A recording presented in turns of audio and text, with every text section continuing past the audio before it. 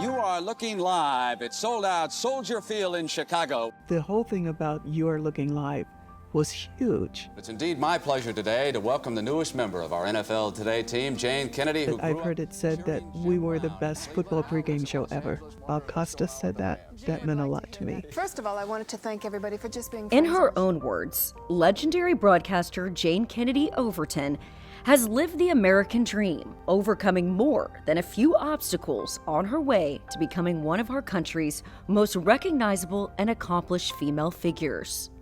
There were a lot of things that shaped who I was, but a lot of times those instances that are in everyone's lives, they are not allowed the opportunity to pursue those. My parents allowed us to pursue any dream we had. Herbert and Virginia Harrison instilled ambition, humility, kindness, and confidence that allowed her to achieve many of her childhood dreams. From winning the Miss Ohio pageant to singing on the Dean Martin Show, eventually she would break the color barrier when she became the first Black woman to gain a coveted seat on the NFL Today.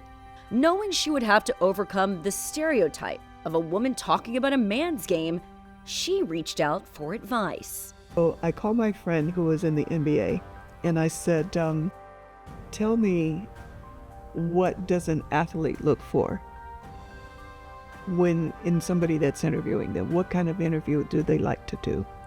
And he said, Jane, don't worry about any of that. He said, you have to worry about when these athletes see you, they're not going to be thinking about anything else.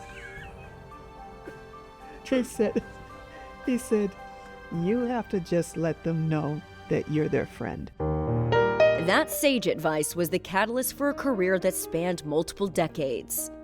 In the 70s and 80s, Jane Kennedy was a cultural icon, seemingly everywhere. But it was in 1978 that she made history on the NFL Today. It wasn't without some tense moments. The inherent discrimination that she had faced through much of her life showed up as top executives debated how to balance the set. The director said yes, producer said yes, Frank Smith, head of sports, said yes, we want Jane, but they had to deal with the fact that there were 2 blacks on set and 1 white. They were afraid that the Southern affiliates would pull their programming. So they sent my audition tape to the Southern affiliates. They said, yeah, we need to get her. How do we fix this? So Jimmy the Greek was already on the show, but he wasn't on the desk. So they put Jimmy on the desk. Now you've got 2 blacks, 2 whites. And that's how I got hired.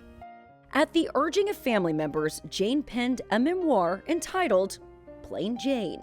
After many years out of the spotlight, it was a much-needed introspective look of where she's been and what still lies ahead.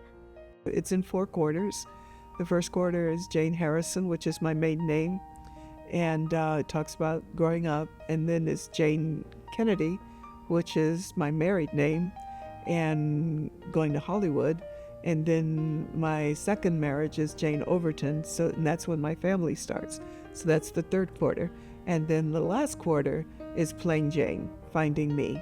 When you are no longer somebody's mother, daughter, wife, who are you at your authentic core? In 2018, she experienced an honor that appeared too good to be true. I woke up one morning and I'm checking my Instagram, and there's a guy, he said, look what I found today. I don't know who he is.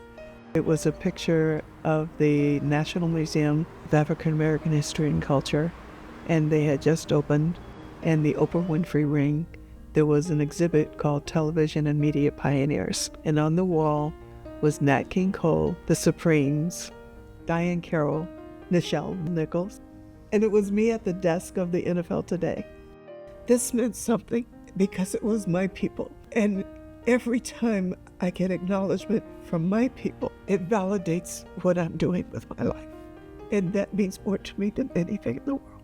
If I can live and have that pride, and have my daughters respect and know that their mother was able to do this and that they can too, I've succeeded.